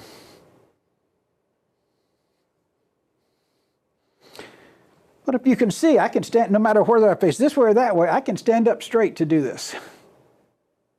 But I like to do it this way because I can kind of lean. So this lets my back rest. So I'm going side to side instead of front to back, just leaning on them. It's a very easy technique. When I go to the other side of the body, then I would stand in over there, I would push it this way. All right, so now we've done compressions, we've done frictions, both circular, cross fiber, and with fiber. We've done three different kind of petrosages up here, two different ones up here, so for a total of 5 in this particular area. And we did rhythmic compressions and static compressions and lots of effleurage. And so for now, there's only 1,000 more things I need to add here. But for now, that's enough. And we're going to take a brief pause. And then when we come back, when we finish this area, so I'm going to go ahead and do this now. I want to cover your hands back up. And I want to take the sheet. Now, it was tucked into her clothes, so I want to untuck it when I pull it out. And I want to cover it. I don't want to go too far. I just want to cover her shoulders, roughly. And then the next step is we're going to work from the hip down to the foot. So we're going to take a brief pause. When we come back, the client's going to be laying right here like that. And then I'm going to use that same technique to take the edge of the sheet, this outer edge of the sheet, and I'm going to wrap it around her thigh again, just like we did when they were in face-up position. Wrap it around and pull it underneath so I can get to all of her thigh. The difference is when they were face up, they have a bolster behind their knee and it's easy for them to lift their hip up. Here it's a little harder, but I'll show you when we come back. So we're going to take a brief pause and then come back to this position. Okay, so we just finished massaging the upper half of the body, right and left sides. Now we want to do from the hip to the foot on both sides. So I'm going to start on this side, that's where I happen to be, and I'm going to do the same kind of draping over here, the contoured draping, so I can get to the upper part of her thigh. And again, some clients wear clothes, underwear, bathing suits, shorts, some don't. If they don't have anything on, then I can do my gliding strokes and all my other strokes. If they're wearing clothes, it doesn't affect my compression strokes, it doesn't affect my friction strokes, it doesn't affect my petrosage much. It does affect gliding, because sometimes when you're gliding under, again, we don't want to ever go under their clothes. So gliding's the only stroke that may pose a problem if they keep their underwear on. The rest of it's fine. And of course, we have to have the client's permission. Before they ever got on the table, we explained what we were going to do. And again, one of my comments when I'm explaining it to them is we massage head to toe, front and back, but we never massage the breast, we never massage the genitals. but we do massage the buttocks. Is that okay with you? So I tell them we do this. Now, if they say it's okay, then I tell them, now skin to skin contact feels the best. When I get back there, would you be comfortable with me moving your clothes out of the way, or would you prefer me to work on the outside of your clothes or the outside of the sheet? They tell me before they get on the table. So now I know when I come to here what they've told me, but I'm still going to expose the thigh, but depends on what they told me, so whether I uncover anything here. So before I actually do that, I'm just going to do a quick review, both in the buttocks, the thigh, and the calf. It's the exact same strokes that we did on the arm, face up, the arm face down, the thigh face up. So we do 4 things here: compress, compression strokes, friction strokes, petrissage strokes, and effleurage. Same on the thigh. But remember on the thigh, we always do ocean wave petrissage. So we do ocean wave petrissage, we do gliding, we do compression, we do friction, and the same thing down here. We just use I'm going to use a different petrissage. I'm going to use the same one I showed you on the forearm. One hand on the inside, one hand on the outside without thumbs. And then we're going to get down to do some work. The feet do change a little bit, but it's still compression, friction, and effleurage and petrissage. Slightly, but it's the same 4 strokes.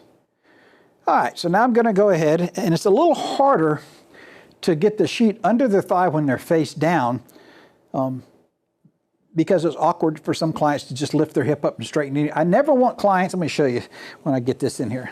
Now you see the sheet's already here, so it can't get caught. I'm going to put it between her legs a little bit. Can you move your leg just a little bit this way? Okay. So again, what some clients do when I try and pull the sheet under and I ask them to straighten their knee out, what I really want them to do, I want them to keep your foot down on the bolster here and just lift your knee up off the table. There, straight, that's all I want them to do, straighten the knee out. And now can you also lift this hip up and rotate, that's it. Now relax, relax, that's what I want them to do. Straighten the knee out and then lift it. It's really, most people, it's easy. Now, that way I can have both hands free. If it's a small client, a frail client, or sometimes we get these clients that don't want to do anything. And they want me to do it, that's fine. I can lift her thigh and hip up off the table myself because she's small. Big clients, sometimes you can't do that. But most people can do this. If you can't do this kind of draping, obviously we do something else. But if you can do this, it's the best, right? So I'm going to go ahead and show you again. I just want the seam across the back of her thigh, and then I'm going to pull it under. And I don't start down here. I always start above the knee, face up or face down. So again, I'm just going to take the sheet, put it between her legs here, make sure this isn't caught down there. And all I want, remember, on the back of her thigh is the seam there. All this can go. Get rid of it. It doesn't take a long time. I'm done. You see, I just have the seam on the back of her thigh. But remember, I want to start pulling the part of the seam that's down here. This is what I'm actually going to pull. So I need it to be free. So once I get it in place, I just do this. That's exactly what I do. There's no difference. It's just under her leg, okay? So again, I'm just going to get back in place like I had it before I just demonstrated that. All right, so this is on the back of her thigh. Now what I want is, again, this part here. So I'm going to bring this, put it above her knee right here. I'm not exposing anything. I'm putting it right above her knee right here so I can reach under and get it. Now I can actually let it go because I know where it is, and I can have enough light in here to see reaching under that. And this is already where I want it to be up here.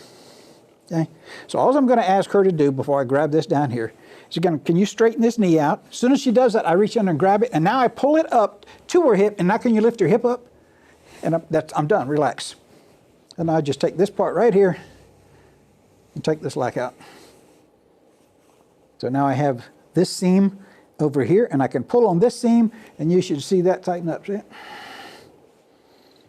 So you saw that take maybe half a second. Once I had my hands on the seam here and said, lift this up, it's really quick. So from here, obviously, there's a crease. I can go all the way up to the top of her thigh.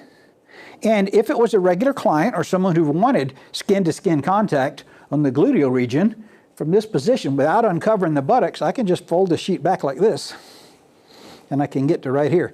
And if I wanted to go all the way up the back, I can do a stroke from her foot all the way up here, all the way over her back, down here, and to her hands with this position. If that's the finishing stroke, so after I've done everything else.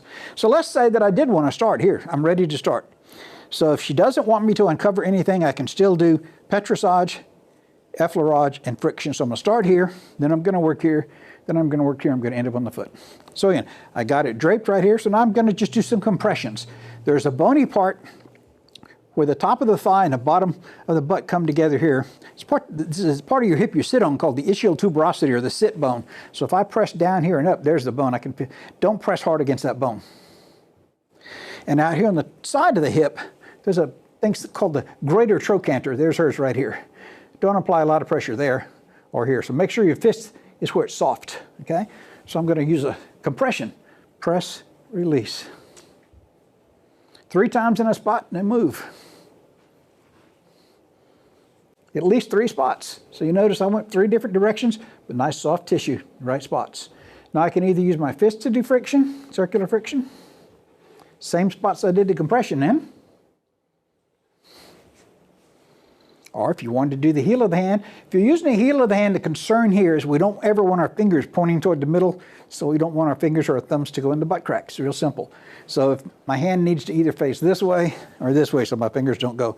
So if I'm doing friction here, I can use the heel of my hand and do it this way. And if I got to the side, the same thing.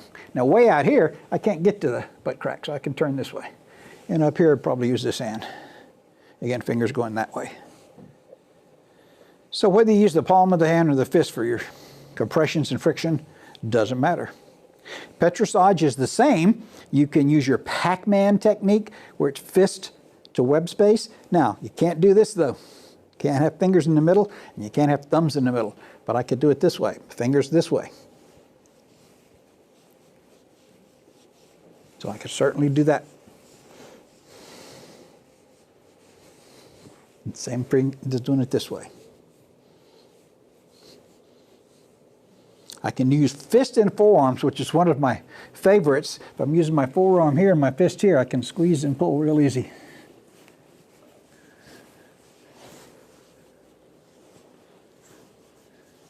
I can do circles,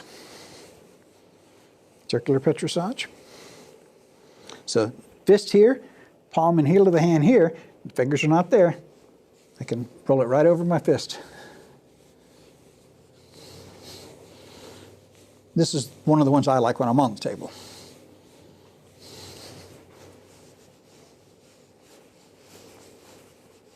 Now, as long as my fingers aren't in here, if I'm out here on the side, I can do this one.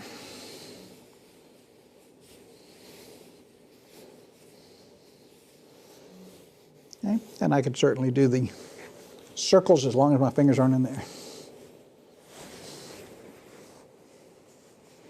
Okay, so I can do all of those. The only hard one here over close is gliding. So I tried to take out all the wrinkles as I can.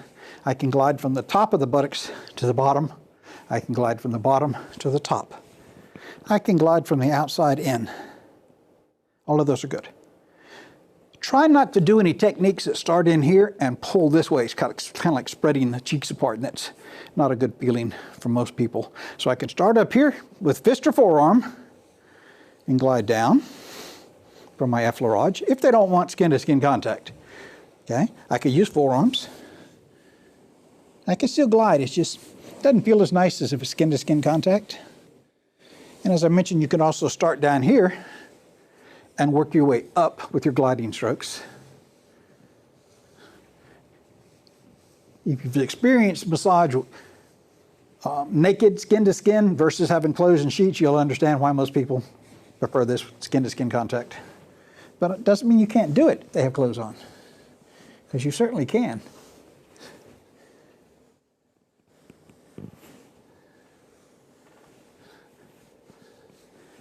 And on your outline, I don't have one called a figure 8. I'm going to go ahead and demonstrate that now. It's your hands or index fingers or thumbs are touching, and basically I'm just twisting like this, one side go, as I move to one side about an inch or two. So as one hand, when my right hand goes to the right, it also goes down. Now when I go back to the left, my left goes down, I go to the left. So I ended up making a little figure 8 or infinity sign. So it's nice firm pressure, and again, this is much better skin to skin, but I can do it through clothes.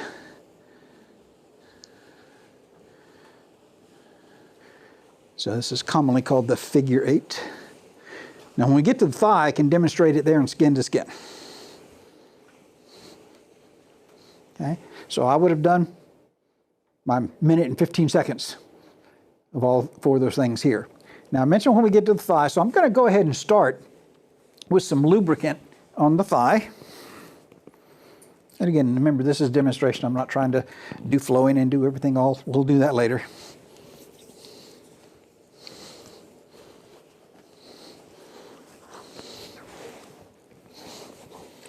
Okay, so the figure 8, now that I have plenty, I got plenty of lubricant down here, it's all I'll need. Figure 8 is, again, both hands together, slightly go this way and down, and then come back. So it says effleurage. It's hard to say, is it with fiber? Is it cross fiber?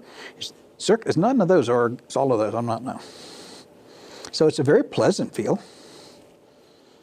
And again, if I didn't have clothes up here, I would do this there. So the common effleurage that I'm going to do if I'm starting from the knee up is clasping. Now remember, we can't go under the sheet or under their clothes. So if we did a good job up here, I can just go up to the sheet, and then my fingers have to turn to come out here. So if I'm using clasping effleurage, I can start below the knee for this thigh stroke and come up here. Remember, round off on the side. So this is clasping. Remember, the thumb is supported by the index finger. Obviously, we can do fist gliding if they want more pressure. Hands are not made for pressure. Fists, elbows, forearms are. Mostly elbows. So I can go to the outside here. And again, if your table's high enough or you're limber enough, you can certainly use a forearm. So I can, the back of the thigh I can use a forearm on, all the way up to the clothes. And I can also use the inside. I want to go in here a little bit. For the outside of the thigh, it's going to be this arm. If you have time to do all those. If not, focus here. Okay, fist work really good. So that's my gliding. And again, if you wanted to start up here and glide down, you could. Strokes don't always have to go toward the heart. We're focusing on muscles, so we can go from origin to insertion. No, there's one end of the muscle to the other, or we can go opposite. We can go across the muscle. We can go around it. So this is clasping effleurage that way. This is one-handed clasping on the thigh this way. Same as we do on the front of the thigh. For compressions, if I wanted to do one hand, if I started here, they're going to feel my strokes going toward here. So if you can, start up here. Press. Now I'm going to tell you there's a difference. I can't apply as much pressure going down this way, doing this, as I can going that way. Because you notice her thigh, this is lower than here. When I face this direction, some of my pressure is going that way. So I can't go as deep. When I'm facing this way, more pressure goes directly in. This is what they call working uphill, whether it's a gliding stroke or compression. So compressions here would be, if they want more pressure, start here and work up. So fist is great. 1, 2, 3, move up. 1, 2, 3, move up. 1, 2, 3. There's, I'm at that bum. I'm done. That's compression. If I want to do friction, I can use fist. I can use heel of my hand, my whole hand. Do it this way. I can turn sideways and do it. Again, so we've done compressions, we've done effleurage. I'm now doing circular friction. If I needed cross fiber friction, I could certainly do that too. Because again, the muscles run this way. So this is cross fiber. This is with fiber. And this is circular. The only thing I haven't done is petrissage. So on many people who are big, I'd have to work the individual part here, the individual part out here, and then this inner part. Because your hamstrings and your adductors are pretty big. So on her, I can almost grab it, but even on her, I can't quite get everything. So again, I'm going to use that technique I called ocean wave. So I'm going to start here and work my way that way. So again, she knows I'm not going any closer than that with my fingers. The heel of the hand, remember all petrissage is Down, squeeze, up and back. So fingers here, heel of the hand way down here, down, squeeze, up and back. You see how much I'm pulling her? That's 3 times in this position. Move down to the middle of the thigh, do it again. 3 times there, move down to here. 1, 2, 3. So again, if I wanted to go the other direction, it'd be these fingers and the heel of this hand. This you should really learn and learn to do it right. Remember, petrissage, you notice my hand doesn't move from where I'm touching her skin? Now, if you want to use variations, again, some people use forearms and fingers. That's fine. It's the same stroke, just used in a different part of my body. Or they use fists. Or they put their fingers down and do it this way. But I can't get as much of her tissues. You see what's between my hands? When I do it this way, I got a lot more stuff. And don't hold your hands up like this. Let them relax. I'm just showing you fingers and heel of the hand. That's what's doing the work. And once you're comfortable doing it that way,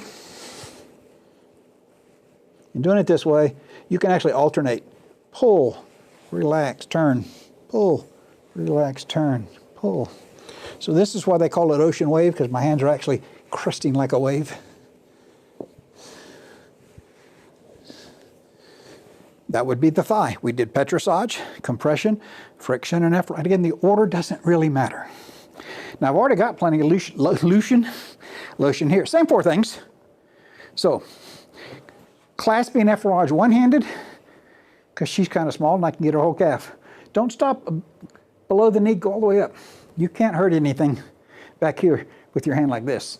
There is an area, a small diamond-shaped area, about this big, which has some arteries, veins, and nerves that if you applied direct static pressure, sustained direct pressure into this little diamond, you could cause harm.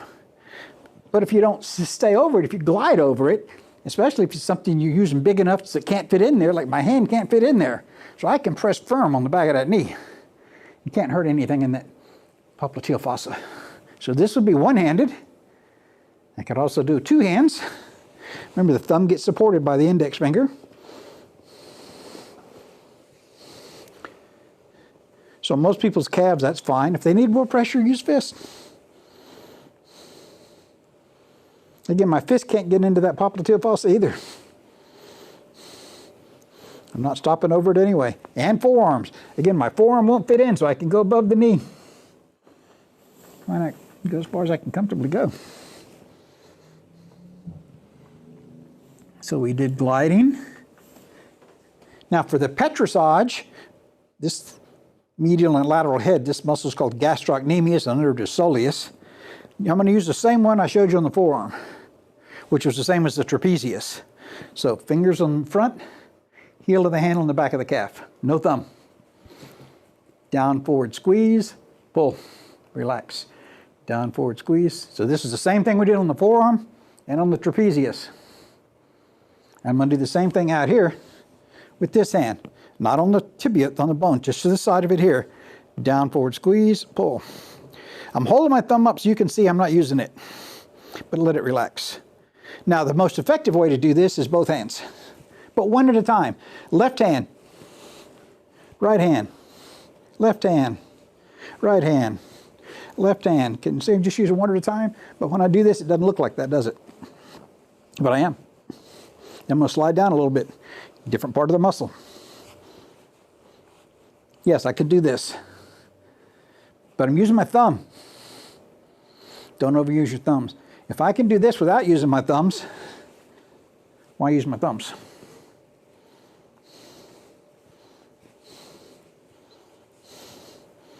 And compressions are, again, the difference on compression is, now you notice this is higher than this.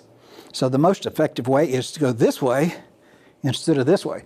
Because if I'm pressing here, more of my stroke is going that way than into the tissues. But when I'm here, it's more of a 90-degree angle. So again, 3 times in 3 places. 1, 2, 3. 1, 2, 3. 1, 2. I don't usually use my fist down here because a lot of people really have tender calves, even athletes. So palm of the hand is usually enough here. If you wanted to use 2, that's fine.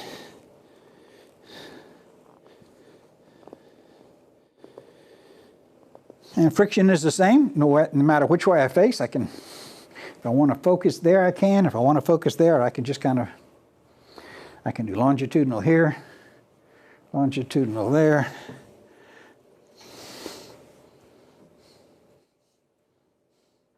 Or I can do circles.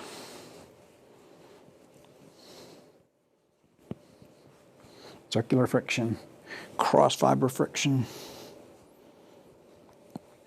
Pick one or a combination. So as long as we're doing 3 spots, compression in 3 spots, 3 times, friction, at least 3 circles in 3 times, petrissage, no matter how I do it, at least 3 times with each hand, and then gliding at least 3 times. So now we've done buttocks, thigh, calf, time to go to the foot. So you don't need a ton of lubricant, that's probably plenty. So I'm going to actually do a squeeze and glide as I'm applying this lubricant there.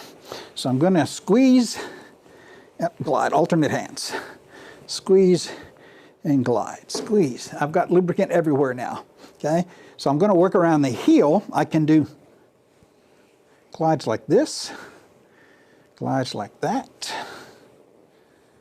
I like using in here the thenar eminence to do both friction and effleurage in circles around this area. So friction would be, remember, squeeze and I don't move. That's circular friction. I'm staying in the same spot. Or I can alternate. Effleurage, my hands do glide over the skin. So I can do it together or alternate. Now I want a petrissage here and here. So I can do the same strokes we did there, except instead of using fingers in here, this little. So I'm going to use this part and my thumb. So I'm going to grab it here, forward, down, squeeze, pull.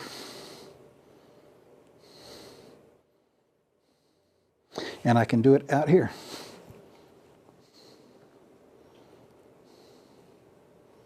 And I can do it this way. You can do circular friction with thumbs.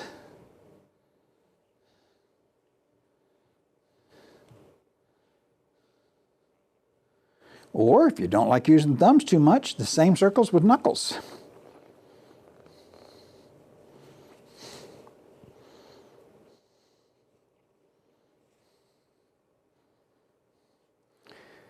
And you can glide with just knuckles. Now that's deep. But I like gliding with my fist from the heel all the way down this way. Press in and do a nice glide. All the way as far as you can. And lighten up. I didn't break contact, I'm still touching. Lean in and do it again with that fist. You can get really nice pressure here.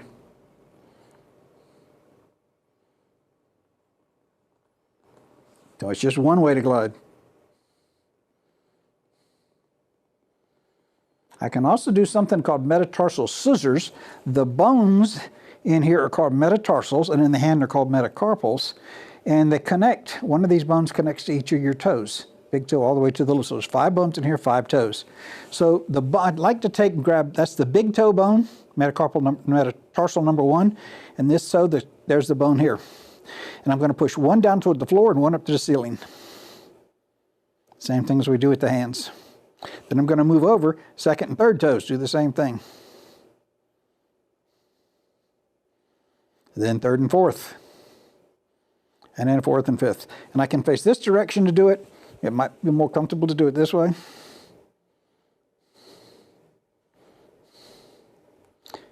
And I can do a nice ringing motion. I can just move the bolster up so I have free hand here. Now some people hold this still and twist. And then twist this way, that's fine. But you can also twist both in opposite directions. That's a ringing motion, but you notice I'm not gliding. This is a joint manipulation. I'm focusing on joints, no gliding. Now, I can slightly change and glide. You don't get as much joint movement when you glide as you do when you just do this. You can also do what some people call a shoe shine move. So I'm just doing this. You can do it this way.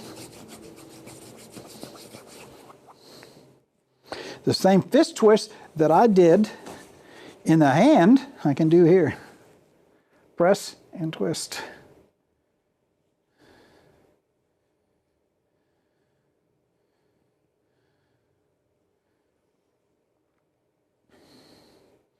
And you can just do, if they have a tender spot, if it's a big spot, I can just press and hold.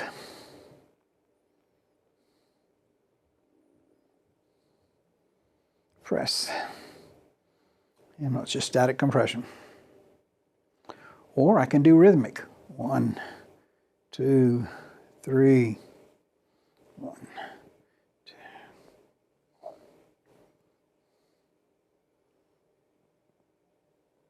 Okay. And again, so we did compressions. I don't know if I demonstrate. I did do circular friction there. You could also do circular friction with this part of my hand.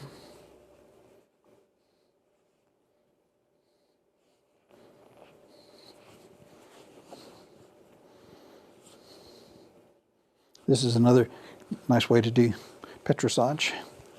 Down, forward, squeeze, down, forward, squeeze.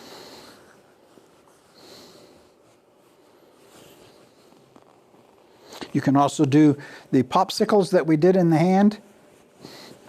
Fingers on this side, thenar eminence is back here, and spread. And I can do it with my fingers coming this way.